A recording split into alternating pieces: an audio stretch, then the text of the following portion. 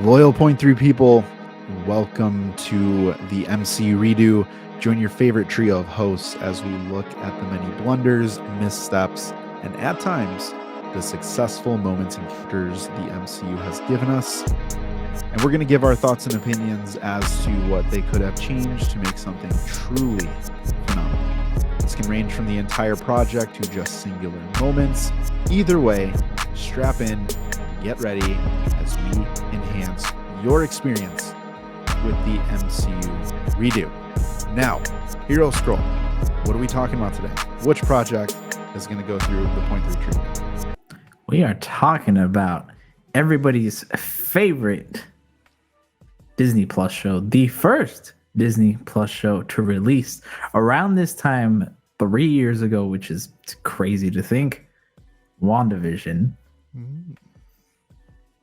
I think before we get into the redo, right? I think because we've never really gotten a chance to talk about WandaVision. So Spider Brando, I'll throw it over to you, right? How do you personally feel about WandaVision as it is currently? Loved it.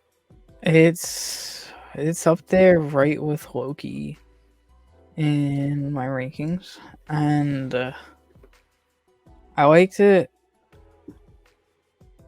a little bit more, even though Loki has that whole like awesomeness of season 1 and 2. But the whole hype and just being around social media when WandaVision was coming out was a freaking great time. And granted, it failed or hyped up expectations a little too much at times, just from crazy fan theories, but it was still great to like watch every episode weekly and see the freaking social media go crazy with everything. Yeah. That was a big time. I think fans were, it's on the heels of post Endgame, COVID. People are really looking for the next MCU project to sink their teeth into. And it's a big pro and a big con, but Spider Brando had mentioned it. Fan theories. That was like probably one of the most fun times that I can remember, being the pause, zoom, and enhance type of person. So like, oh my gosh, did you catch that? And like theory crafting week to week. That was a really fun time. It was, and we always talk about experiences, and I think WandaVision, out of all of the TV series, was truly an experience. Like if you weren't there, you kind of miss out on part of what makes WandaVision's mystique as big as it is. Mm-hmm. Right? And to your point about the theories, I think what made this particular point in theory crafting so much fun is that they weren't so out there. They were out there, but they were always in the realm of possibility, where, as much of a meme as it is now, right? Is that Mephisto? Let's be honest. At the time, Mephisto could have popped up anywhere in that series and it would have made sense. For sure.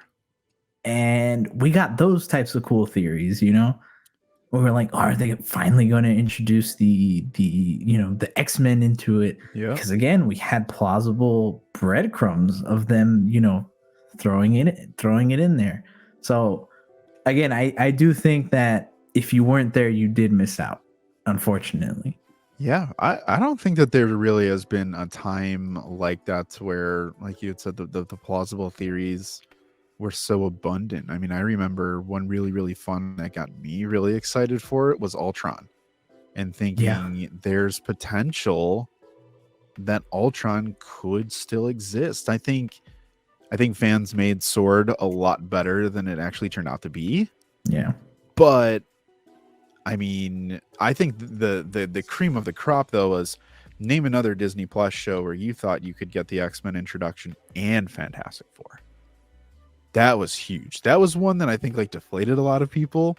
But I think the thought of like, who's gonna come and help and blah blah blah blah blah, and Monica's like, I know someone like a group, blah blah blah blah blah, and it's just like, Fantastic Four could be the astronauts or someone helping Sword, and it didn't pan out. yeah, nothing. I mean, for as great as Loki season 2 was, you don't get any stuff like this week to week, even close. No, I would say Loki came closest, but even then, it still got eclipsed by what this was. Because again, everybody was talking about WandaVision. You cannot escape an Instagram post, a YouTube video, a TikTok. You cannot escape the series. People talking about little moments, little details. I mean, no other series, I think, heck, even MCU movie, I would say, has been broken down and deconstructed as much as WandaVision was when it came out. And I mean, listen, just for those who love numbers, listen, on Rotten Tomatoes, 91% for critics, 88% for your audience. Even from an episode standpoint on IMDb, you had some mid-tier ones of 7.3, but then as you get towards the end of the show through 9 episodes, you're looking at 8.0, 8.7, 8.9, 8.7, 8.3, 8.9, 8.3 for the finale. Like, that's strong. That's really strong. And for its own right, I mean, I'll say this. When we got the announcement of Disney Plus shows, and there was that like Falcon and the Winter Soldier was supposed to come out first, but guess what? WandaVision's coming out first. The way that Matt Shackman directed this and the way that it was positioned as a TV show within a TV show, it was so unique. And still to this day, feels very one of a kind. Yeah. Yeah. I don't think we'll ever get another show. Heck, I'm going to say what I said again. I don't think we're going to get any other MCU project that will get the kind of traction that this got before and during release. I genuinely don't think that this will be done again. No, and I think the reason why, at the core of what it is, you have 2 Avenger level heroes who are getting their own spotlight, right? Because if you think about it, the last time that we really saw a Vision and Wanda story was Infinity War, when they were having their moment post Civil War, and then Corvus Glaive does the Corvus Glaive thing with the glaive, and Vision gets messed up. And really, that's kind of end of the road for Vision for the most part within the MCU for the foreseeable future. And then it's like, oh my gosh, like Vision's in this? Like, what happened? Wanda, what happened? This was kind of the blueprint for how you take B level characters. Again, they weren't Thor, Iron Man, or Cap, right? They're kind of lower tier but loved, and you elevate them. And this show really, really made you care about Wanda, and you really got a chance to really see the acting chops that Elizabeth Olsen has on full display. Same thing with Paul Bettany and all that makeup and all of his glory. It was 1A, 1B. Like, they were title characters. It's called WandaVision, and they both held their own throughout the entire series. Yeah. And that's just props to the strong writing, the overall strong writing of the show, right? There are some certain things that, and we'll get to that in just a second, about, you know, where we would change. And they did kind of blunder, because let's be honest, WandaVision is not a perfect series, but in terms of making you want to see more of this story play out somewhere, be it, you know, another movie, a season 2, if anything, it was special, right? And I think that's why, heck, even Multiverse of Madness did as well as it did because of this. I think, for sure, I truly think if WandaVision doesn't happen, I do think Multiverse of Madness will still be pretty good, but I don't think as many people will care about the story or where it goes if this doesn't happen. Because again, Wanda's elevated to such a high position during it that heck, she hasn't come down from it since. People still, when you hear MCU, some people say Scarlet Witch, as the first thing that pops into their heads. And I'd say with good reason. Yeah, in to kind of that point here, I know you had mentioned writing and kind of the character and just the overall sheer fandom that there is for Wanda and Scarlet Witch, but I think one thing that people overlook, and I think it hits much, much harder on a rewatch, is how tragic of a story was told through 9 episodes with Wanda. Because once you know what happens kind of after that kind of like mid to end, when you go back and you see everything that Wanda was doing,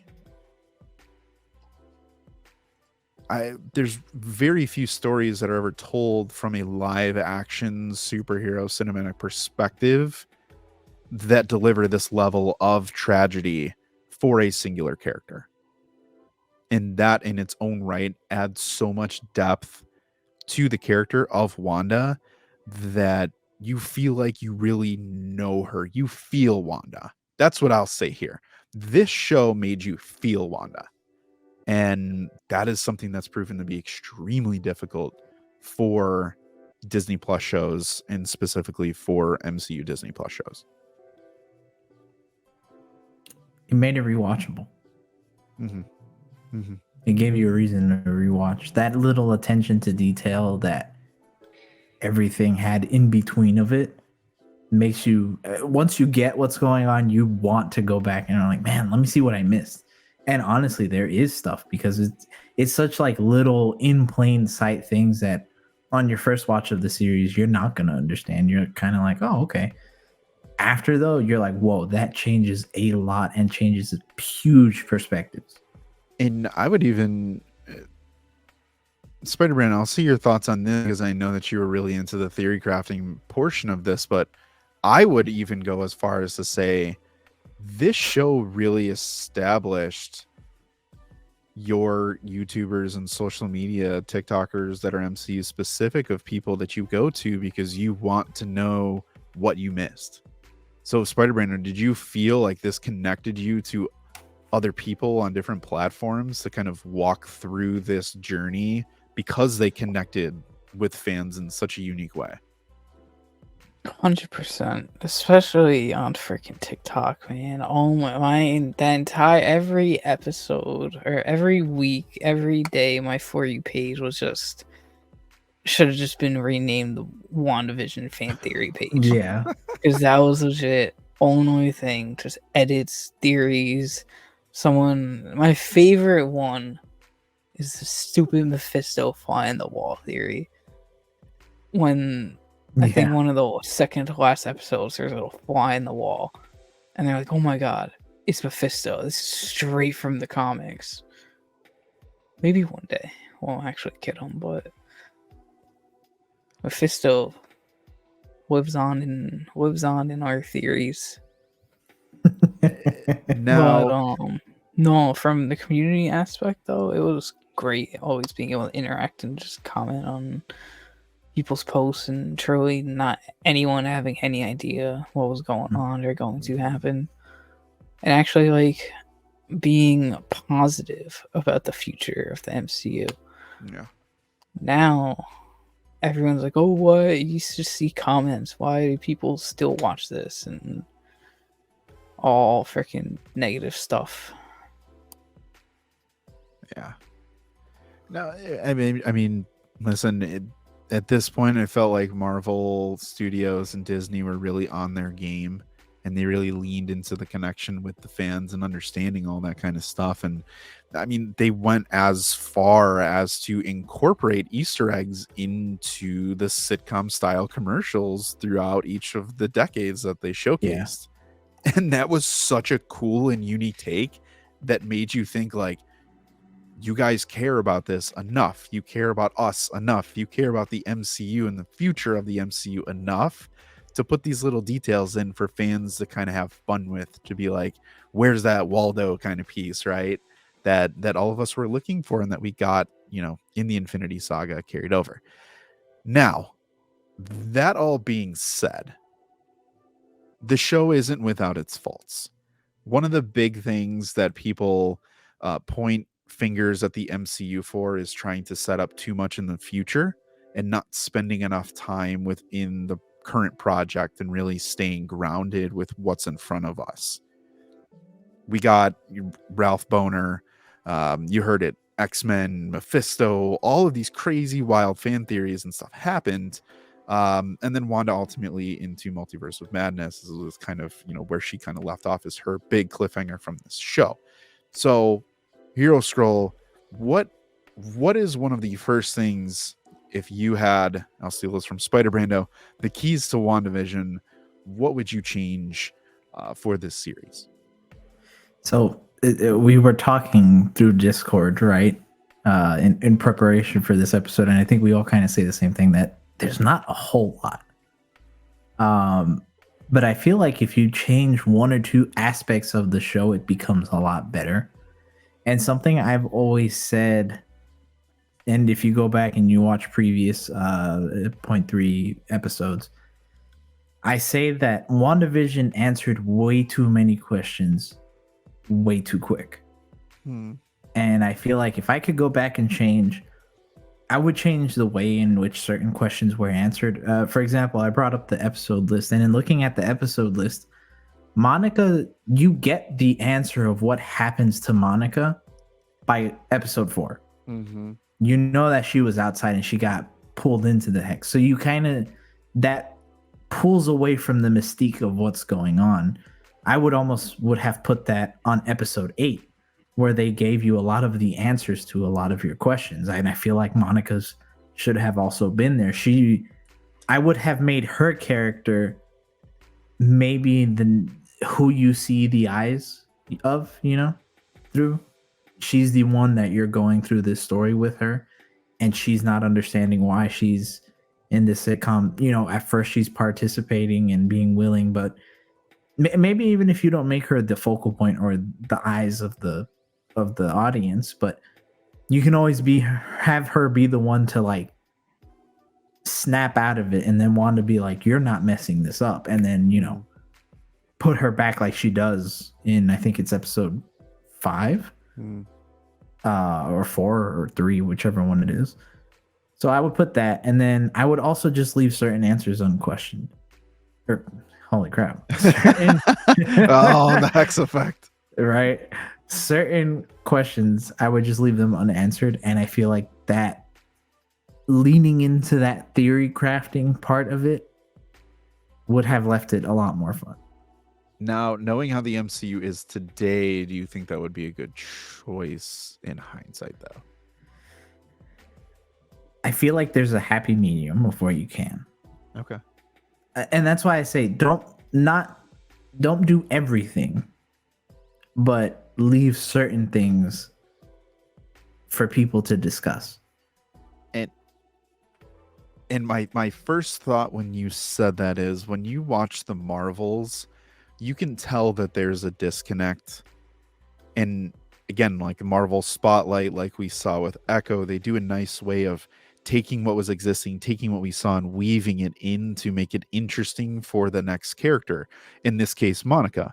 You have the ability to have Monica have things unanswered while playing with her relationship with Carol when they inevitably do meet, right? If you can't sit here as a fan and be like, Monica's never going to come across Captain Marvel again. It just doesn't make sense. Like, of course it's going to happen.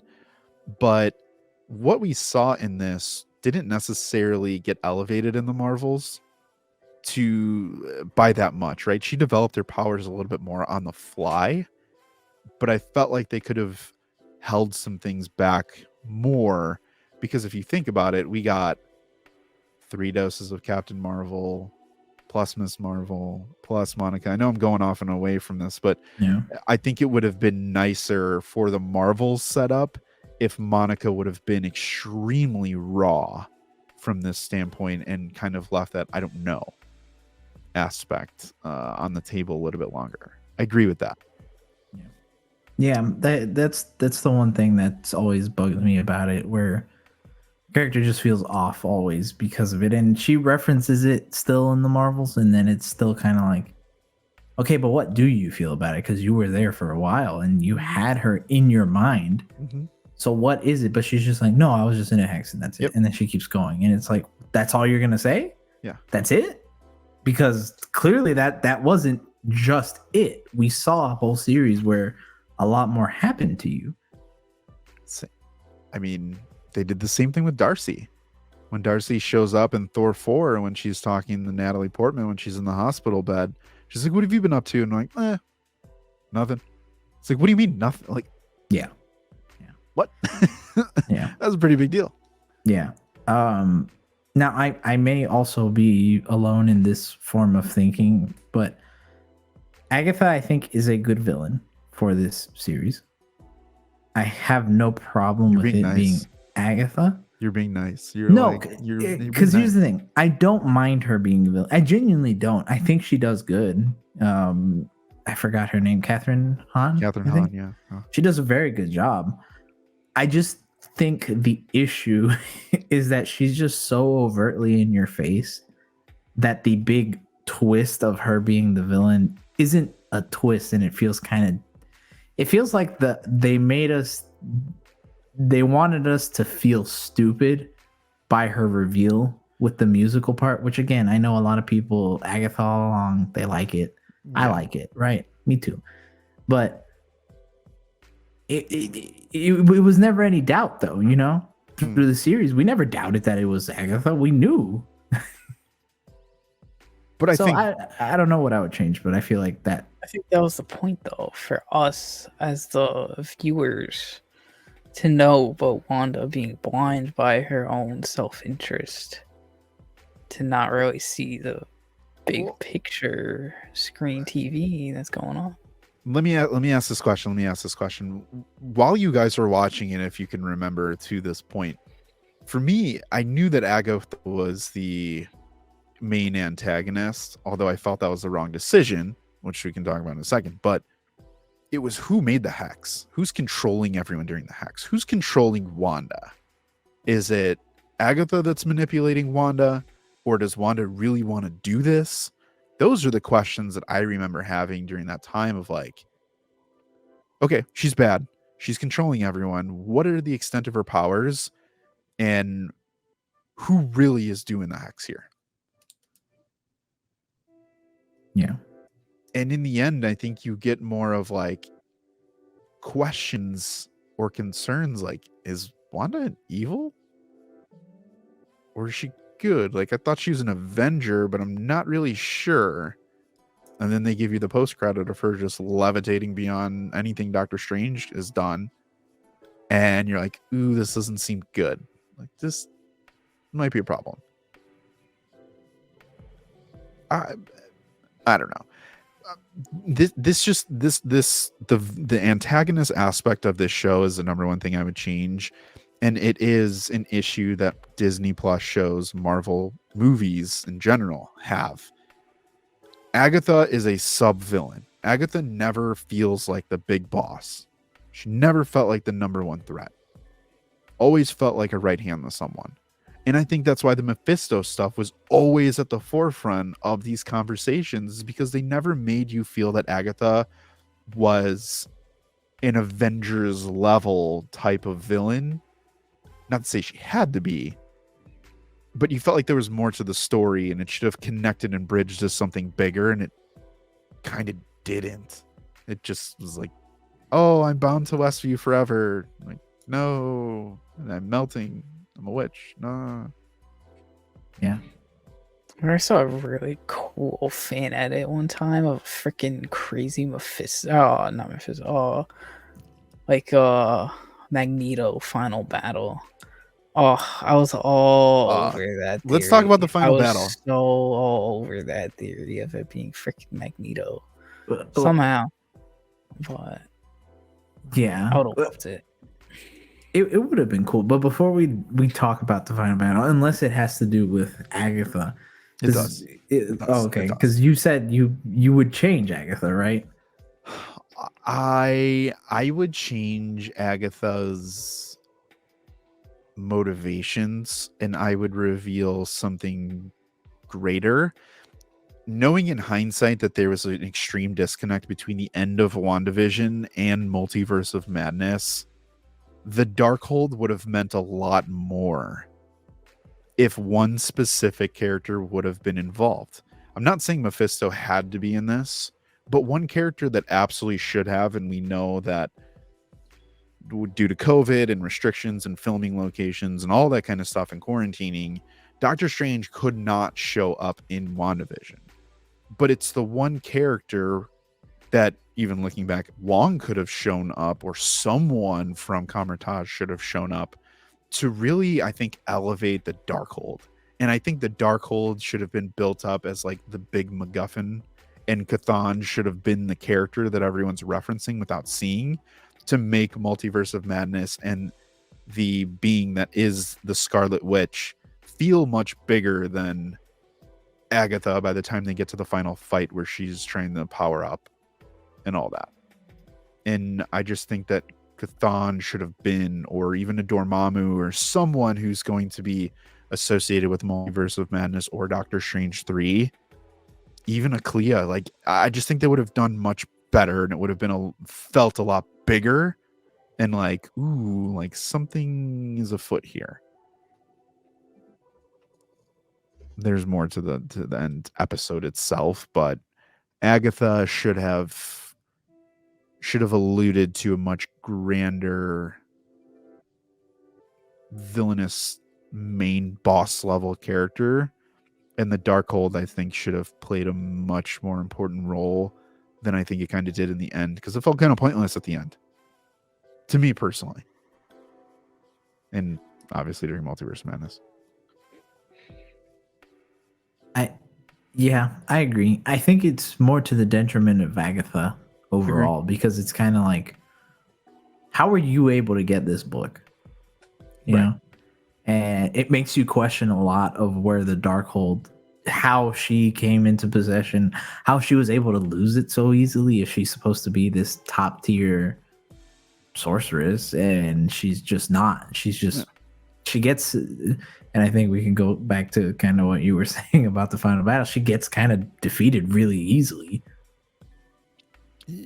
Yeah, it just felt flat. That's the best way to put it, is Agatha at the end felt flat. And I think the only saving grace for those who may have enjoyed the finale, for me, I was much more interested in the final fight between Vision and White Vision. I did not care about Agatha versus Wanda. I never expected Agatha to do much of anything. But Vision versus White Vision, I was like, yo, activate my boy, send him in the hex, and let's go. And they had moments until they didn't. And the rest is literally history. Like, that's it. Where are they at though? The world may never know. That and the Eternals Celestial still unanswered from Phase 4. One day. No days. I mean, you think about this. Vision quite literally is on the scale, if not more powerful than the Eternals are. And you have one of the strongest MCU characters that is just gone. Like, literally, it's one of those, like, you misplace a 10-tongue nuke type of thing. Like, that shouldn't be missing, especially on the heels of what Sword was doing and the way that they were built up of, like, this stuff is really important. We need to find something that's, you know, that's going to protect us if another Thanos or someone shows up or something along those lines. Like, Sword felt like they were doing what Marvel's apparently doing with the Department of Damage Control for some weird reason, but Sword felt like it was a problem, and then Sword was not a problem whatsoever. Like, that plus White Vision is like my number one most egregious thing that came out of WandaVision. The question then has to be asked, is that a fault of WandaVision though, or the fact of that's just how the MCU has handled it? You know, because I'll be quite honest on my end, I like the stuff they set up with Vision. I know a lot of people were saying that Vision just shouldn't have existed after this. And while I do see the argument, for me also, it's the fact that Vision is such a big part of Wanda that it almost, I genuinely thought that of all the things to stop her in Multiverse of Madness, 100%. it was going to be Vision. 100%. Vision was going to come down and be like, listen, I am not yours, but I have his memories and I know what he meant to you. And I thought that's what was going to stop her. So I just feel like that's, even though the White Vision stuff sucks, I do feel like that's a letdown more of the greater MCU and not specifically this. Agree, but I think that goes back to the fault that people have with the show. If it sets up too much, it opens that door literally for them like to walk through, and they didn't. And when you go back to like, if you were to break that down and go back to the source and be like, how did they handle Vision? I mean, they took his character a step further, that you think that just like Hex Vision did with White Vision, he's willing to stand in the way of danger to reason with the villain or the opposition to say, hey, this isn't you, type of thing, right? Like, he did that for himself. Why wouldn't he do that for Wanda this entire time? And they always say, like, there's part Tony, there's part Bruce, there's still part Vision because he's vibranium and his memories live within his skin and blah, blah, blah, blah, blah. And it's like, I'll pin that on WandaVision, full well knowing what you're saying. I agree with you. That's just the oversight of the greater MCU committee that is leading us God knows where. But it's a different topic for a different time. Stay tuned for the state of the MCU. Part 2.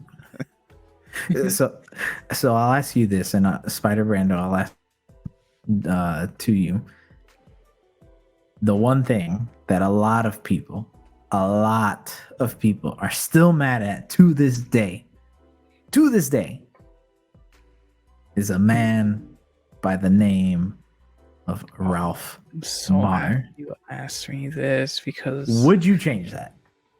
hell freaking yes. I am so happy you guys did not bring him up as your change. And when Lou brought up the most egregious things out of this show, I was going to jump in with Ralph Boner. I was going crazy when Evan Peters showed up at that freaking doorstep on that finale of that episode. Talk about social media going wild. And they had such a good and prime opportunity to just make like a big reference to the Foxverse or just like the multiverse, which they did enough over, I guess, already just by having them there, but you could always tell something was weird. And I don't know if it just like they scrapped the idea of because of COVID and Multiverse of Madness like coming out a whole year later. I really want to see that freaking timeline of how the show and the MCU would play out if they got to be like 1 week apart, and really see how interconnected they would have been if there would have been any differences or whatnot. But back to Ralph Boner. That was a freaking just waste of a stupid joke. And I would change that they not take out the deleted scene of him that they just came out with when the Steelbook came out. And if you haven't seen the deleted scene, it's Jimmy Wong, pretty much after the whole fallout of the finale, going to talk to his team, asking about where the missing what was the Brother. witness protection Oh, yeah. person was, and which, as we know, was Ralph Boner. And then it cuts to Ralph cutting his ankle bracelet off. And first of all, huge flaw that they just let someone from the witness protection just get loose, or that they need to protect to just get loose, no matter how chaotic it is. They had one job and they failed at it.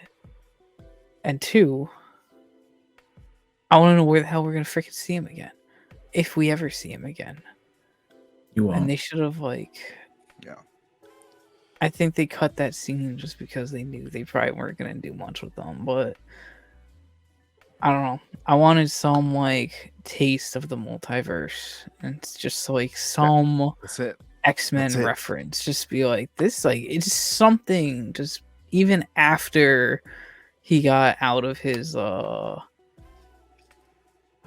mindset or whatever, and in that deleted scene, cut his ankle off. Just something of this isn't my Earth, or this doesn't look familiar, and that would have made me so happy. Yeah. I don't know, man. I feel like as much as I wanted him to be like an X-Men It's character, why?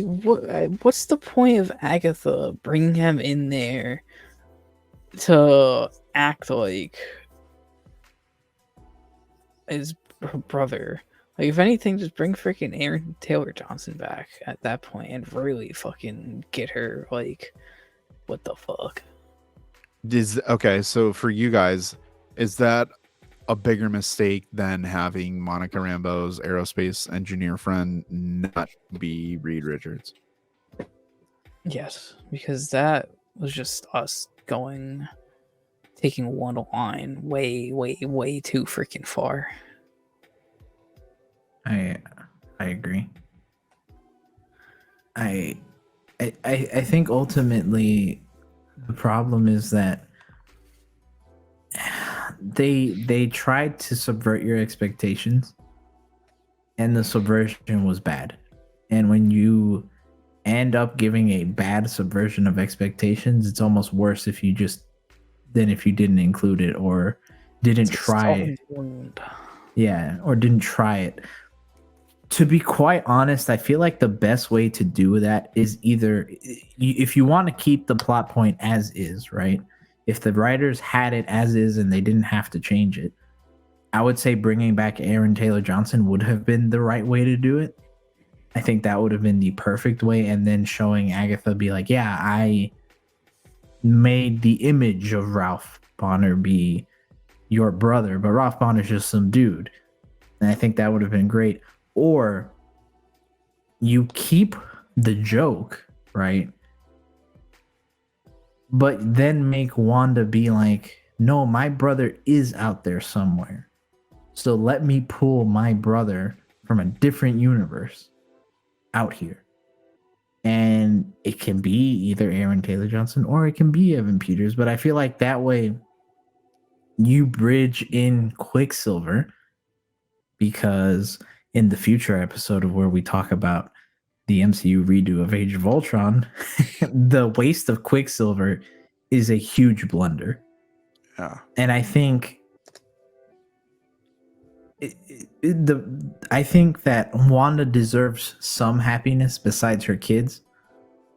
And I think having a world where she has her brother again gives her story a full circle moment of, your story really starts when your brother dies, and your story ends in a way with his return. Whatever version of him that may be. The only caveat to that though is you have Billy and Tommy that are in this. And I know we haven't really talked to them, but I feel like that was peppered in. But the focal point in the build was with Billy and Tommy, ultimately leading to what everyone knew was the kids aren't real and she's going to have to find them in some way or another. That they only can exist within the hex, right? Vision can only exist within the hex. She's already lost her brother. And to bring that up felt more of like a poke to the main theme of loss and grief in this whole thing. Bringing him back...